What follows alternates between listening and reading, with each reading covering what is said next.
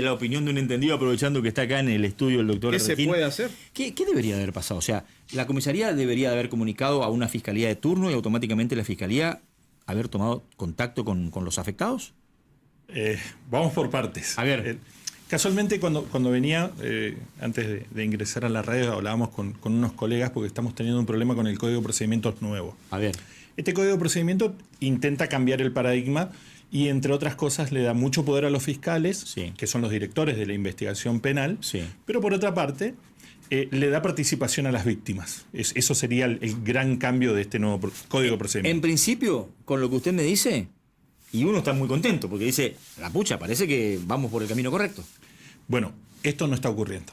Entonces, hay colegas que tienen causas de meses, querellas, denuncias y demás de meses que no prosperan, que lamentablemente entran en un cuello de botella que no está teniendo respuesta. ¿Qué es lo que debería haber ocurrido? Esta denuncia que recibe la policía, que es un auxiliar de la justicia, debería ser remitida. Es más, ahora tienen la oportunidad hasta de cargarlo online a esta denuncia de esta víctima y a partir de ahí lo recibe una unidad que se llama UFRAC, Unidad Fiscal de Recepción y Análisis de Casos. Es la que va a decir a qué fiscalía le corresponde. Sería el viejo sistema de fiscalías de instrucción, ¿no? Sí, lo que pasa es que en el viejo sistema todo lo recibía el juez de, Claro, sí, el juez de instrucción, Sí. pero ya había turnos prearmados. En el Chaco, este sistema, y lo pongo como ejemplo para entender, en el Chaco existen 15 fiscales que tienen competencias especiales. Entonces hay un fiscal de ciberdelitos, hay 3 fiscales de género, bueno, aquí lamentablemente seguimos con 7 fiscalías, de las cuales una es para delitos menores, pero las fiscalías están de turno, entonces el mismo fiscal que está de turno debería recibir desde estas lesiones que recibió este niño, que van 3 semanas, ojalá que se reponga, pero si pasan los 30 días pasan a ser lesiones graves, Sí. es un delito de mucha mayor entidad, pero volviendo a lo anterior, tiene que haber el accionar de la policía como auxiliar para que la UFRAC diga esto lo asignamos a tal fiscal, Claro. y este fiscal que se llama... son jefes de UFIC, Sí. Unidad Fiscal de Investigaciones Concretas. Lo concreto sería investigar Claro. qué pasó y quién es el responsable. Si bien no son personas, son animales, los titulares de La estos gravedad del animales... tema empuja en esa dirección, ¿no? Exacto, porque estamos hablando, insisto, de lesiones cometidas por una cosa, porque todavía los animales son cosas en el marco de la legislación argentina, que son de responsabilidad de una persona física. Entonces, se debería hacer esta investigación. 3 semanas me parece que es mucho, Sí. entendiendo también que hasta pudo haber estado en riesgo la vida del niño. Sí, claramente. Bueno, a ver, aprovechamos su presencia y lo convocamos porque ayer nos quedó la sensación, después de ver un procedimiento insólito, donde la policía, desde mi punto de vista, procedió correctamente persiguiendo a unos delincuentes que habían robado una moto y que después, a través de una extorsión, pretendían cobrar un rescate, y hubo una participación masiva de parientes agrediendo a policías y además concurriendo al lugar con motos robadas. O sea, un escenario digna de una película de Mel Brooks, porque la verdad que a veces uno no sabe si es cómico o trágico el tema, pero que revela el problema cultural que tenemos.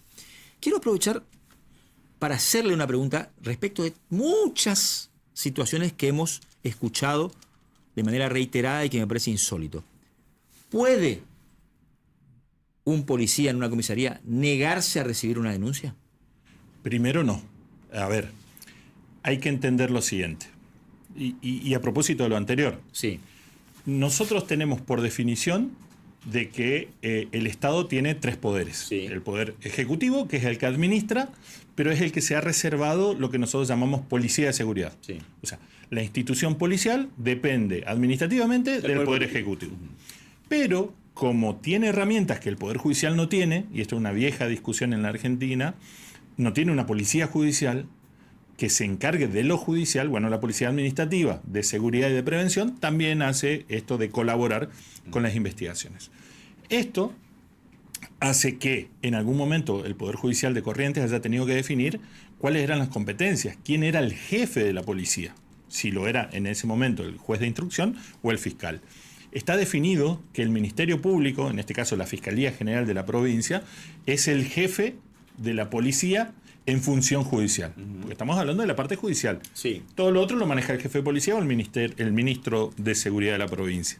Ahora bien, si yo le asigno esta posibilidad a la policía de tomar denuncias, porque el Código de Procedimiento así lo establece, Sí. es una atribución, pero también es un deber. Y si es un deber, el funcionario público, porque el policía es un funcionario público, tiene las cargas de su función pública. Bueno, lo interrumpo acá. Y te lo termino. Sí. Y si no cumple eso, comete el delito contenido en el 248 o 249, específicamente el 249 del Código Penal, que dice que aquel funcionario que no realizara lo que debe hacer, está cometiendo el delito. Bueno, a propósito, hace 10 días escuché a Sapsay hablando de un caso en el conurbano donde se negó un policía de una comisaría a tomar una denuncia y el ciudadano le hizo una denuncia por incumplimiento en los deberes de funcionario público a ese policía responsable. Y Sapsay explicó muy bien, por lo menos para un ignorante como yo, no es el policía el que debe determinar si esa situación merece una investigación judicial, sino que es el Poder Judicial el que evalúa después el material y dice, bueno, acá procedamos con una investigación. Así es, funciona así y por eso te explicaba lo de la UFRAC y lo de la UFIC. Sí. ¿Por qué? Porque primero tenemos una organización de escalafones dentro de la policía. Claro. O sea, tenemos el encargado de comisaría, porque no siempre es comisario, el encargado de la unidad, Sí, porque sí. podemos hablar de Sí, un sí. destacamento, tenemos un jefe, un subjefe, un encargado, los cadena de oficiales. responsabilidades. Exacto. Por último, el suboficial, Sí. que en Corrientes sería un cabo. Sí. Bueno, ahora bien, el que está atendiendo al público normalmente no es un oficial, sino que es un subalterno que tiene que comunicarle a su jefe esta novedad, que es la que lleva esta señora en el caso concreto del ataque de los perros.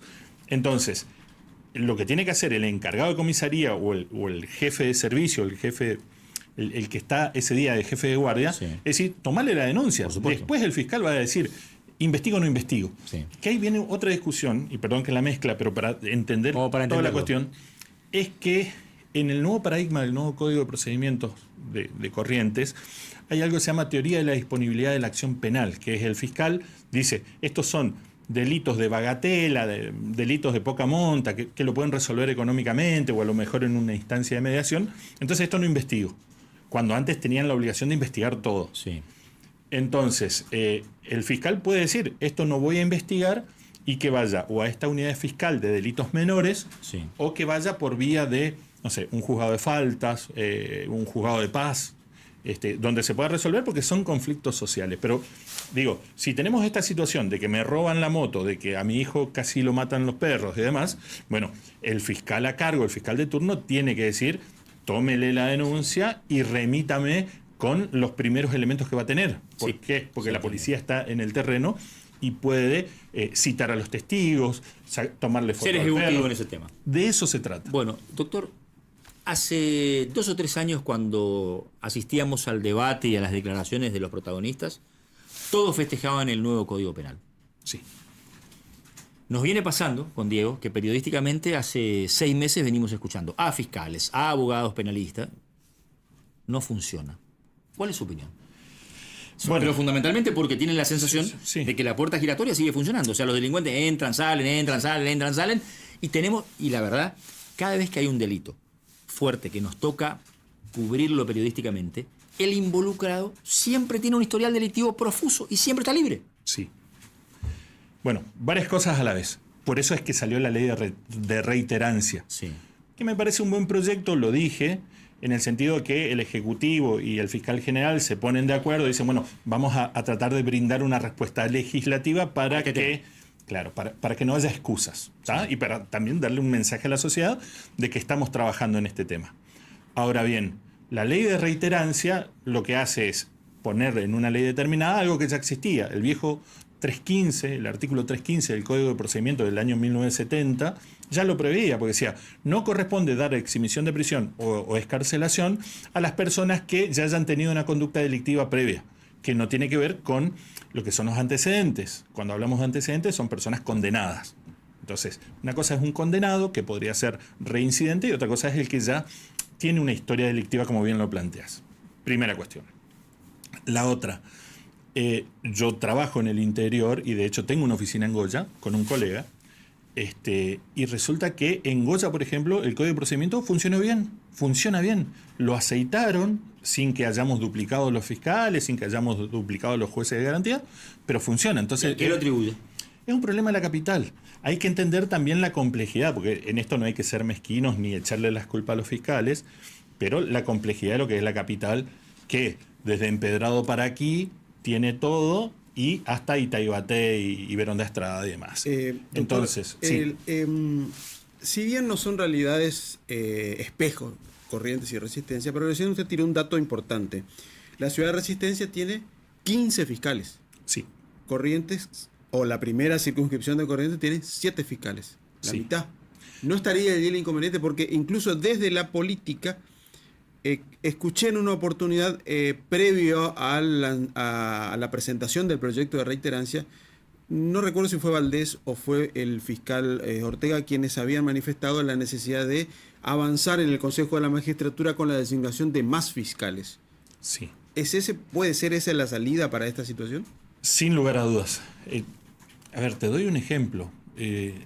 Los académicos, como decimos nosotros, que son los profesores de la facultad, los que escriben libros y demás, vienen empujando, sobre todo hay una institución que se llama INESIP, el Instituto de Estudios porque en Corrientes se aplica, igual que en Chaco, el juicio por jurados. Sí. Ahora bien, juicio por jurados, y ahora se va a venir el del caso Cecilia, necesita de mucho dinero.